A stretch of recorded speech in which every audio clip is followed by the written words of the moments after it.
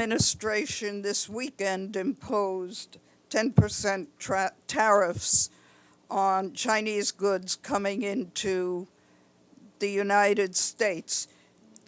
Could you comment on that, and do you expect any impact on the United Nations of this move? Yes, on Congo, indeed, yes, we are very concerned about the situation in Congo. I think what is most important is to have the ceasefire, and also it is important that the M23 withdraws from the territory it has occupied. And we also urge the two countries, Rwanda and the DRC, to engage in peace dialogues. And with respect to a possible resolution, indeed, one member of the Security Council is floating the idea that there might be a resolution along the lines I have outlined. And so as far as the presidency is concerned, we are in full support of this, both in our national capacity and as the president of the council. And we do believe that the situation merits very rapid and robust response from the Security Council, and that's one thing. And on the U.S. tariffs, indeed, thank you for raising that question, which gives me an opportunity to respond to that. And indeed, we are firmly opposed to this unwarranted increase. And we do believe that this is in violation of the WTO rules. So that's why China is filing a complaint at the WTO. And also we may be forced to take countermeasures. And let me also emphasize that there is no winner in a trade war. And we do hope that the U.S. should look at its own problems, really find a solution that is beneficial not only to himself and also to the whole world. And frankly speaking, I don't think that raising tariffs is beneficial to the U.S. itself. And also I want to mention that the excuse for raising the tariffs is on the fentanyl. Let me also say that this is also very, very much unwarranted. And China is one of the countries that has the most stringent regulations on fentanyl.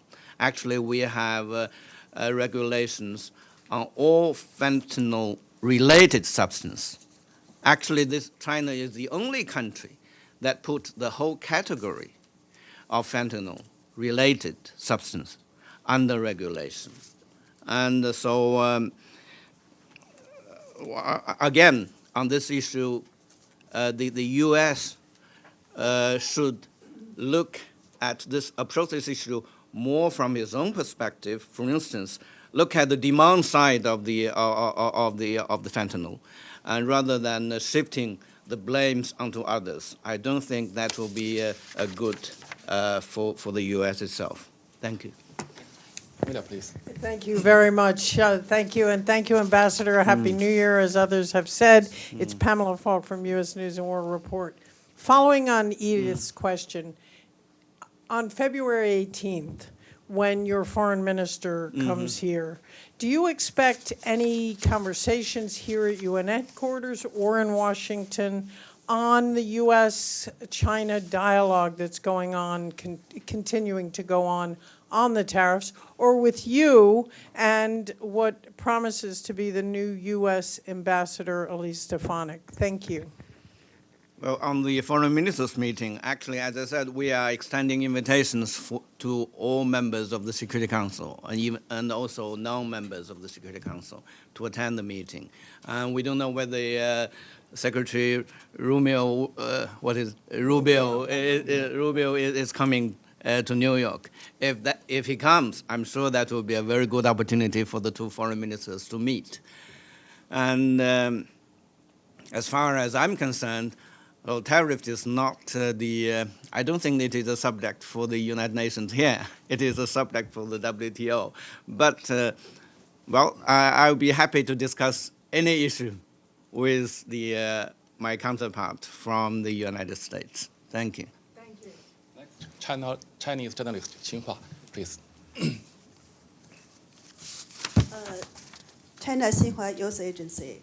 According to your agenda, this month, China will host the Security Council high-level open debate on practicing multilateralism, reforming and improving global governance.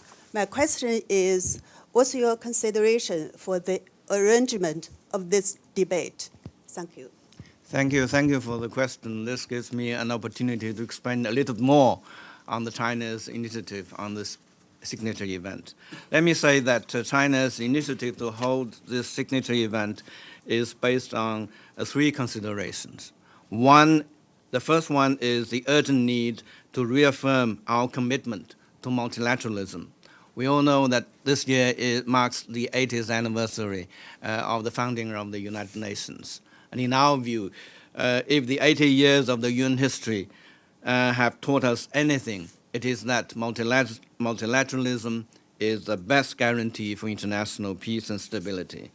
So we believe that as the world enters a new period of turbulence, it is all the more important for countries to reaffirm their commitment to an international system with the UN at its core and to an international order based on international law. In particular, the principle of peaceful resolution of disputes.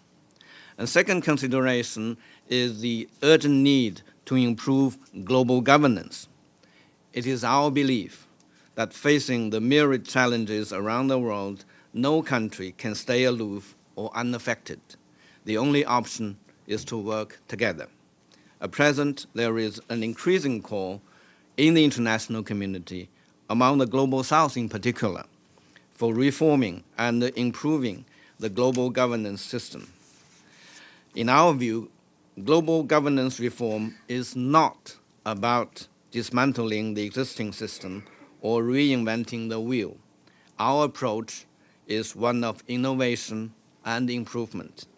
It is to better reflect the changing realities of the global political and economic landscape and the common aspirations of the Global South. The aim is to build a more just and equitable global governance system, one that addresses the global governance deficit and ensures that its benefits are shared by all. Our third consideration is the urgent need to strengthen the role of the Security Council. The Security Council is at the core of the global collective security mechanism. The whole world looks to the Council members to work together to fulfill our duties mandated by the UN Charter. Yet, unfortunately, long-established practices that have served us well over the years are being eroded.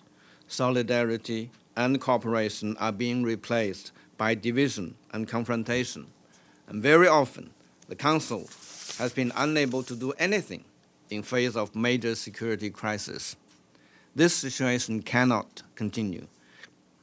The Council must rise up to its responsibilities, and for that to happen, it must return to the path of multilateralism and the mutual consideration. So these are the rationale behind China's initiative to hold this signature event on multilateralism and the global governance. So we expect, as I said in my opening remarks, that the member states, in particular, the members of the Security Council, should reconfirm their commitment to multilateralism and to the role of the UN in order that the world could move in a better direction. Thank you. Okay, Governor, please. Good afternoon, Ambassador. Happy New Year. Gabriel Elizondo from Al Jazeera English. Two questions, sir. Number one. Oh, okay, yeah.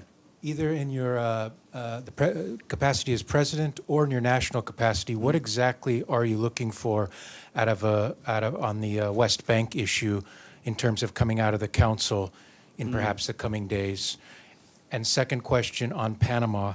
The United States claims that China has influence and control over the Panama Canal and or areas around the canal. Is that true? And what's your response to the Panamanian president announcing that he might end the 2017 Belt and Road Initiative with your country? Thank you. So I'll answer your second question first, since this is directly related to China. Let me say that I think the accusation against China is totally false, is groundless. And let me emphasize that China has not participated in the management and operation of Panama Canal and has never interfered in canal affairs. China respects Panama's sovereignty over the canal and recognizes the canal as permanent neutral international gateway. So I want to put that on record. And with respect to the statement by the President of Panama regarding the Belt and Road Initiative, let me say that if I heard him correctly, that he is actually trying to not to continue with the memorandum, the understanding of a memorandum of understanding. I think that is a regrettable decision, because in the Belt and Road Initiative, first and foremost, let me say this, is an economic initiative. The purpose is to build up a platform for countries, especially the Global South, to have economic cooperation with each other. So it has nothing to do with any political agenda. So and the economic cooperation is mutually beneficial. So we do hope that country would see this in a proper light, and the smear campaign that is launched by the U.S. and some of the other Western countries on the Belt and Road Initiative is totally groundless. And so we will continue with our efforts in the hope that the Global South can work better, and China can provide assistance to the development of all these developing countries. And coming back to the West Bank. Yeah, in the West Bank, we are, as I said, we are following the situation very closely, and we have seen the reports that the military attacks on Jenin and the refugee camps. So we do hope that the situation can improve, and Israel should stop attacking the Palestinian people. And with respect to the Security Council, and as I said, we are coordinating with member states, and we'll be happy to convene a meeting and in order to express our views, and if possible, take appropriate actions. Next, Michelle, please. Thank you, Ambassador. Michelle Nichols from Reuters. Just following up on all the other questions that have already been asked with regard to US-China relations and the deterioration that we're seeing at the moment, how do you think that might impact work here at the UN between yourself and your new incoming US counterpart? Do you think these tensions could affect anything else that the Security Council is dealing with? Well, I'm sure most of you have seen the hearings that the new PR of the U.S. had, and I saw most part of this. And I would like to say that from that hearing, I can see that she's a smart lady, articulate, and well prepared. And of course, I also took note of some of the prejudices and the misconception that he has expressed, which we strongly object to. And but on the whole, I do believe China and the U.S., being the two biggest countries in the world, have so much in common, and that we can cooperate on. For instance, within the framework of the United Nations, there are global issues that require the concerted efforts of the entire international community, and in particular countries like China and the United States, like the anti-terrorism, for instance, anti-narcotics, just now I have mentioned, and also non-proliferation issues, and also well, in my view, the climate change issue, and should also be an issue that the two countries can cooperate with each other. So, and also we have, and also within this House, China and the U.S. are the two biggest financial contributors to the UN. So it is only natural that our two countries have some similar concerns on how to enhance the efficiency of the Secretariat and the UN's work. So there are many things that China and the U.S. can work together.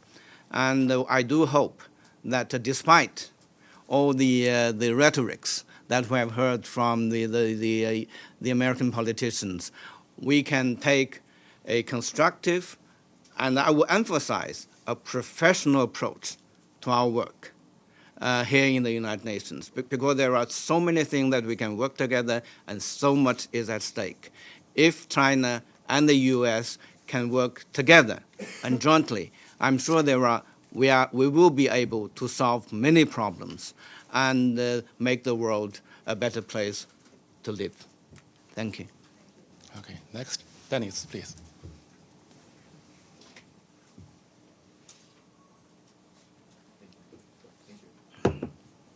Is it working? Yes. Thank you so much. Thank you. In September, a ministerial meeting of the Friends for Peace group on the Ukrainian crisis was held at the United Nations headquarters. Do you plan to hold another meeting in February, especially with the regards that Foreign Minister Wang Yi is visiting New York? Thank you. Yes, during China's presidency, there will be a very important anniversary, which is February the 24th. And this is the day when 3 years ago, the conflict in Ukraine started. So there are already countries who are proposing to have a meeting on that date. And as a president of the council, China is obliged to make a proper arrangement according to the rules of procedures. And as the past practice, most likely the Russian Federation will propose a counter meeting, and we will also be obliged to arrange for that meeting. And respect to the friend of the chair for Ukraine, indeed, this is, we already had 2 meetings. One is at the ministerial level and the other at the PR level. And the purpose is to build a platform for the Global South to have our voices heard, because this conflict is not only affecting the 2 countries, it has global ramifications. And it is important that the Global South should highlight the global ramification of this conflict. For instance, the food security, the energy security, and also even the maritime transportation. So that is the purpose of our setting up this Friends of the Chair, group of friends, Friends for Peace. That's right. And for this February, for the coming months, yes, this group, we are thinking about having another meeting to evaluate the current situation. We know there are many things that are afoot concerning this issue, and there are many ideas and proposals. We are very glad to see, as far as I can see, there are expressions of willingness to have a peace negotiation on both sides. And so we do hope that this can materialize and materialize soon. And we will first evaluate the situation, and secondly, we'll see if there is a useful role for the platform for this group to play in order to facilitate this peace dialogue, if that happens. Thank you. Okay, next, Yingqian from the Phoenix TV. Thank you, Ambassador. I'm Yingqian Chen from Hong Kong Phoenix TV.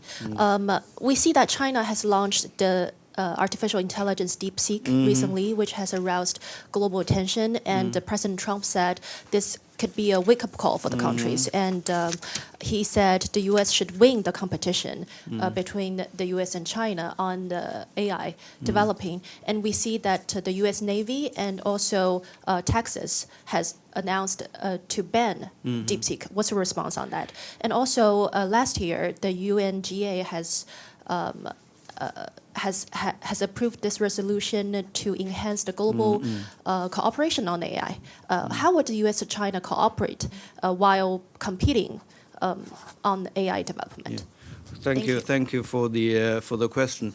Indeed, the DeepSeek has caused global sensation, and also some commotion or even panic in certain quarters.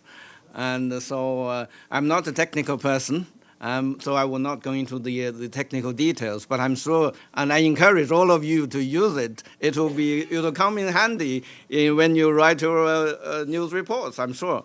And but as I said, I will not go into the technical details. But I think the takeaway from this, for me, in particular, is that the technological containment and technological restriction do not work. I think that is a lesson that the whole world should learn, in particular the US should learn. And I've said this before, and I'm going to say this again. Never, ever underestimate the ingenuity of the Chinese scientists and engineers. And also I want to say that some of the knee-jerk reactions from some quarters is totally unwarranted. What we need is not more bans or more close-ups or more closures. Look at the Huawei, look at TikTok, now the DeepSeek. How many more do you want to ban? Huh? For us, the right approach is to open up, and is to have cooperation, both on the technological level and actually for the political level as well. And you mentioned the resolutions. Indeed, China and the US being the two most advanced countries in terms of the AI, we have so much to cooperate. And as we always say, that AI has profound ramifications in all assets of human life. So actually, in my view, we cannot afford not to cooperate. And we need to cooperate in order to make the benefits of AI available to all countries, in particular in the global south. And actually, talking about the resolution, that is the reason why China put forward that resolution. That is to strengthen the international cooperation in terms of the capacity building, in particular for the global south. And actually, in addition to that, we all know that AI has both the benefits and also the potential risks. And there need to be real guardrails. And in order to have the proper guardrails in place as the AI develops, we need cooperation, in particular between China and the United States. If we have fragmentation, it can only enhance the risk and reduce the benefits. And I don't think that is in the interest of anyone, including the United States, and in particular, not in the interest of the whole world. So as I said, some of the knee-jerk reactions need to stop, and they are not warranted. Thank you. I'm sure that you have more questions to ask, but already it's more than 10 questions. You know that after the briefing, Ambassador have another event just to follow this. Therefore, I'll just suggest 2 more questions. Okay, 2 more questions. Okay. AFP, Amila. Thank you, Ambassador. Amélie Bottelier from AFP News Agency. I have a follow-up on DR Congo. Last week in the Council, you joined your voice to clearly condemn Rwanda support to M23. So would you support this kind of language singling out Rwanda in the future resolution that is discussing? And what is your position on the DRC government requesting the Security Council to impose sanctions on Kigali? Thank you. Well, I think as I said, the resolution, there is a possibility of having a resolution. And so if that happens, I think it will be subject to consultation. And as far as China is concerned, as I said, we do believe that actually I think this is also a view shared by the majority of the international community. There is no military solution to this conflict. So the peace talks is the only way out. And we also believe that the territorial integrity of the DRC need to be respected, and that's why we demand the withdrawal of the M23 and some of the Rwandan troops, military troops, from the territory they have occupied, and we urge the parties concerned to be more involved in the Rwanda and Nairobi processes. So we do hope that both DRC and Rwanda should respond positively to the mediation efforts, both by the regional groups and by the international community, by the Security Council as well. And the sanctions. So I think we need to leave that open and see how far we can go. But I think the overwhelming role and the overwhelming view is that Rwanda should stop supporting the M23 in its military offensives. The last one. Everybody know you. Ambassador, actually, I want to ask you the DeepSeek question. Actually, DeepSeek generated that question, but it's been asked by Inchen. So I will change to another topic. This month, the signature event is about implementing multilateralism. We know that the new U.S. administration now in the process of withdrawing Paris Agreement, withdrawing from WHO. We saw the sharp change of policy on UNRWA. And the incoming ambassador of U.S. also said that there will be America first, which means to curb the influence of China in the UN. With all this, what do you think of the withdrawing of multilateralism of the United States, and how are you going to communicate with the incoming new ambassador Stefanik on these issues? Thank you. Well, as I said in my opening remarks, I think now we are faced with all these global challenges, and no country can stay aloof or can stay unaffected. That includes the United States, even though it is as strong as a country like the United States. So, of course, we do believe that multilateralism is the way forward, and well, as to the foreign policy of the United States, it's up to the Trump administration to decide what policy they pursue. But as I said, as far as China is concerned, we stand ready to cooperate with any country, including the United States. And as I said, China and the U.S. have so much common interest when it comes to the tackling the global issues. So we do hope that we will have good relations. And again, I want to emphasize, despite of our political differences between our two countries, I think as diplomats, we need to be professional. I emphasize the word professional. And because there are issues that the diplomats, our mission is to build bridges. And I do hope that I can work with the new PR of the U.S.